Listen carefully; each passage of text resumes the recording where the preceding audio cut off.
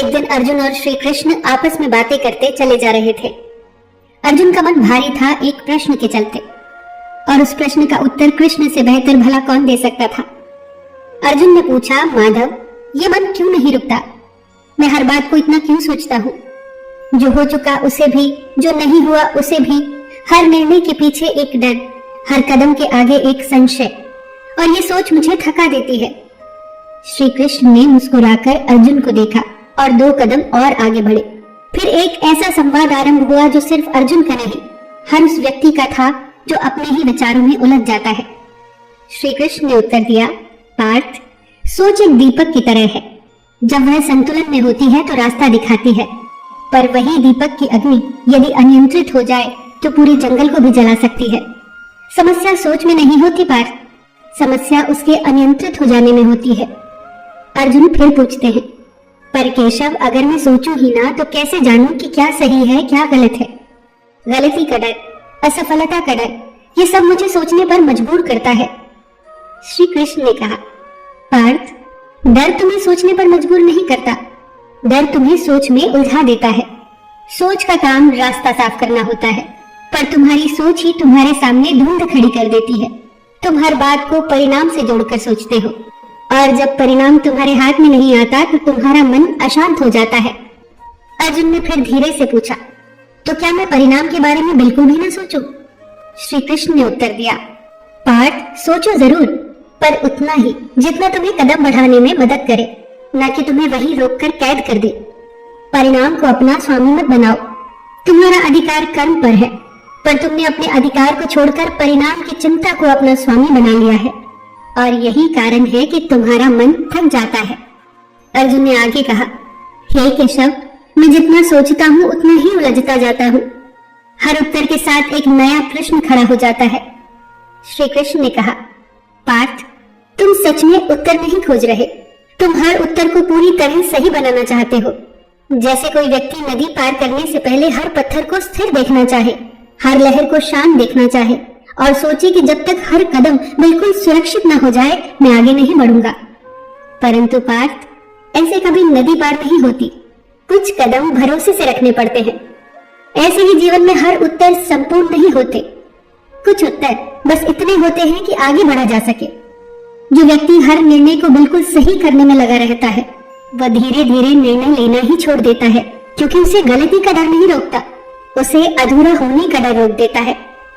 अर्जुन ने गहरी सांस लेते हुए अब पूछा, केशव, क्या अधूरा होना गलत नहीं है? कृष्ण ने मधुर स्वर में उत्तर दिया, कांते, अधूरा होना ही तो जीवन है। पूर्णता तो केवल एक भ्रम है, जिसके पीछे भागते भागते मन थक जाता है। तुम नदी को देखो पार्थ, वो हर मोड़ पर निर्णय नहीं लेती, बस बहती रहती है, और बहते बहते ही अपना रास्ता बना लेती है। अर्जुन ने इस पर पूछा, हे माधव, अगर मैं गलत मार्ग पर चला गया तो?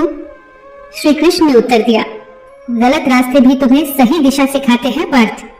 जैसे कोई यात्री पहली बार किसी अनजान वन से गुजरता है, वह हर मोड़ पर निश्चित नहीं होता कि वह सही जा रहा है या गलत।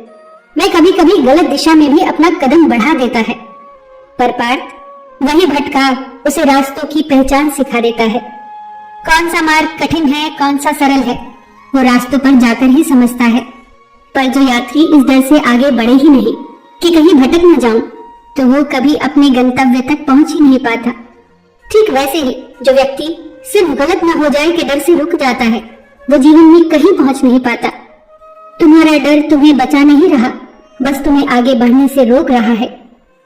अर्जुन ने अब शांत होकर पूछा, हे माधव, मुझे क्या करना चाहिए जब मन बहुत ज्यादा सोचने लगे?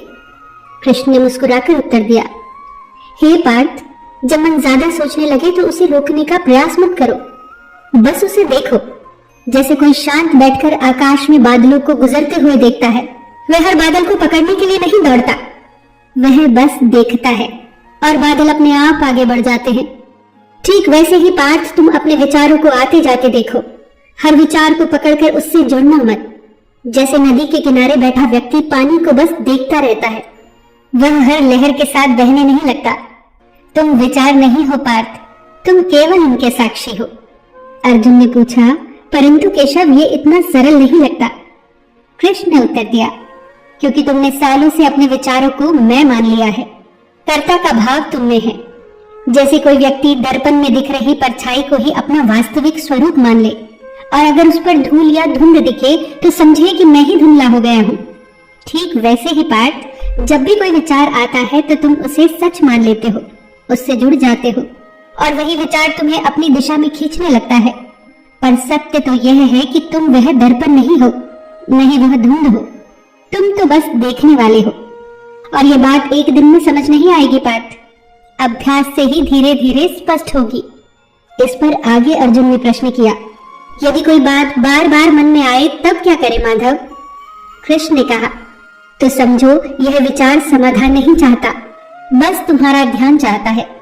जैसे एक छोटा बालक बार बार तुम्हें पुकारता है, उसे हर बार कोई उत्तर नहीं चाहिए होता, वो बस चाहता है कि तुम उसे देखो, उसकी ओर ध्यान दो। ठीक वैसे ही पार्थ, कुछ विचार बार बार इसलिए आते हैं क्योंकि वो सुने जाना चाहते हैं, समझे जाना चाहते हैं। उन्हें हर बार हल करने की कोशिश मत करो। कुछ विचार ऐसे होते हैं पार्थ, जिन्हें सुलझाना नहीं होता, बस शांत होकर स्वीकार करना होता है। और जब तुम उन्हें बिना उलझे देख लेते हो, स्वीकार कर लेते हो, तो वो अपने आप धीरे धीरे शांत हो जाते हैं। अर्जुन अब भीतर झांकते हुए श्री कृष्ण से कहते हैं, माधव, शायद मैं हर विचार को रोकना चाहता हूँ, हर स्थिति को अपने अनुसार मोड़ना चाहता हूँ। जैसे अगर मैं सब कुछ नियंत्रित कर लूंगा तो मन शांत हो जाएगा। क्या यही कारण है कि मैं इतना उलझ जाता हूँ? कृष्ण ने उत्तर दिया, यही तुम्हारी थकान का कारण है पार्थ। जीवन को नियंत्रित करने की कोशिश रेत को मुट्ठी में कसने जैसी है, जितना कसोगे उतनी जल्दी ही वह फिसल जाएगी। पर जब व्यक्ति हथेली को थोड़ा खुला रखता है तो वो रेत कुछ देर के लिए ठहर भी जाती है। ठीक वैसे ही पार्थ, जीवन को जितना कसकर पकड़ोगे वो उतना ही हाथ से फिसलेगा और जितना सहज रहने दोगे उतना ही टिकेगा। अर्जुन ने इस पर कहा, हे केशव, तो क्या मैं सब कुछ छोड़ दूं? कृष्ण ने मुस्कुराते हुए कहा, नहीं पार्थ, छोड़ना नहीं है, बस पकड़ कम करनी है। कर्म करो, पूरी निष्ठा के साथ करो, पर हर परिणाम को पकड़ कर मत बैठो। जैसे कोई किसान बीज बोता है, वह पूरी लगन से मिट्टी तैयार करता है, पानी देता है, पर हर दिन बीज को खोदकर यही नहीं देखता कि वह उगा है या नहीं। अगर वह बार बार उसे पकड़कर जांचने लगे तो बीज उगने से पहले ही नष्ट हो जाएगा। ठीक वैसे ही पार्थ, तुम अपना कर्म पूरी निष्ठा के साथ करो, पर हर परिणाम को पकड़कर मत बैठो। अब अर्जुन को भीतर कुछ स्पष्ट हो रहा था। वो हल्की मुस्कान के साथ बोले, माधव, तो इसका अर्थ यह हुआ कि शांति पाने के लिए सोच को कम करना जरूरी नहीं है, बल्कि सोच के साथ मेरा जो रिश्ता है उसे समझना और बदलना जरूरी है। श्री कृष्ण ने प्रसन्न होकर उत्तर दिया, यही तो समझाना था तुम्हें पार्थ। मन को खाली करना लक्ष्य नहीं है, मन को साधना लक्ष्य है। जब सोच तुम्हारी सेवक बन जाए तब जीवन सरल हो जाता है। अर्जुन अब ठहरते हैं, जैसे खुद को परख रहे हो, और फिर कृष्ण से कहते हैं, माधव, यदि मैं मन को समझा भी लूं और उसे साधने का प्रयास भी करूं, फिर भी कभी कभी वह अपने आप भटक ही जाएगा। ऐसे में मैं क्या करूं केशव?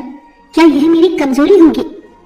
कृष्ण ने मृदु स्वर में उत्तर दिया, इस बात के लिए स्वयं को दोष मत देना पार्थ। मन का भटकना उसकी प्रकृति है और उसे वापस लाना तुम्हारा अभ्यास।